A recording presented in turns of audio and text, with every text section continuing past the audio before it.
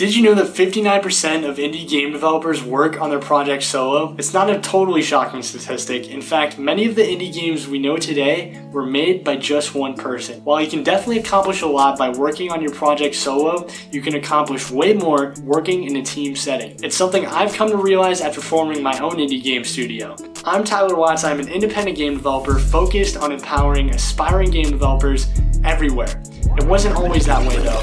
Long before I formed my own indie team, I found myself working in complete isolation in search for the next great game idea. However, that all changed for me once I formed an indie team, and it's something I'll share with you in this video. Using my 3-step process, you too can take the red pill and form an indie team. If you're still not convinced, I'll even throw in a bonus tip, so make sure you stick around for that. With introductions out of the way, let's jump right in. The first step I have for you is to just get started and make something. If you're completely new to game development, this may be a challenge for you, but you can get started by coming up with a design idea. Think about the kind of games you play. What elements do you like? What don't you like?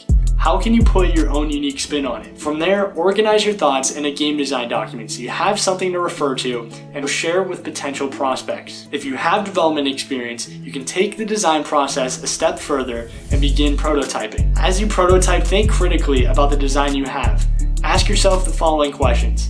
Does this game fit within the niche I see for my studio? Does the game have a unique selling point? And most importantly, is it even possible? By going through this step, you'll not only lay a foundation for a solid game, but also your indie studio.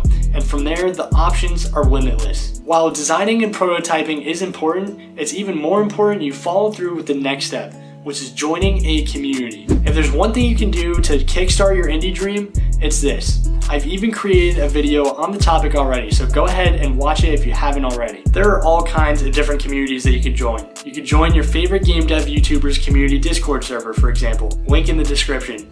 Or you could join a game community that fits within your game's niche. Whatever you do, joining a game dev community will transform you and your skills as a developer. By taking the time to participate in discussions about game dev, joining events, and more, you'll widen your perspective on game dev and find out who you mesh well with. This is all something that makes the next step super easy, which is joining a game jam. Through game jams, you'll be able to quickly test out mechanics and features, and it's something that we use for our game, and through it, we were able to rapidly prototype and test our design. What's even better about game jams though is that you can test the dynamics of your team. It's kind of a cheat because you can be an indie studio without actually being an indie studio. It's an experience that will give you a major leg up when you start official development. Long story short, game jams can effectively improve your skills and make you a stronger developer. And with that, congratulations. If you made it this far and followed all the steps I've listed out, you should have already formed an indie team. Don't worry, I didn't forget. I still have your bonus tip, and that tip is to create a roadmap. Now, when I say roadmap, the first thing that might come to mind is the timeline for your game's development.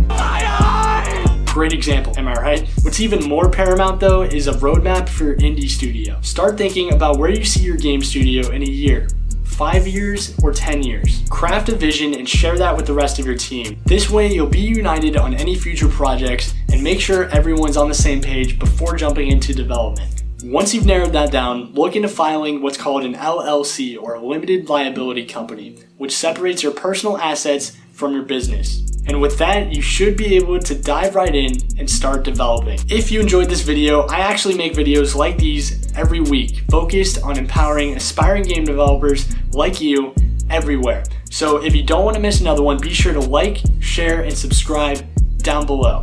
Additionally, if you're looking to flesh out your game development skills, I'm happy to mentor or tutor you one-on-one. You can go ahead and go to my website, gomakegames.net, and schedule a meeting with me. And with that, I will see you all in the next video, which you can find right here. And until then, dev on.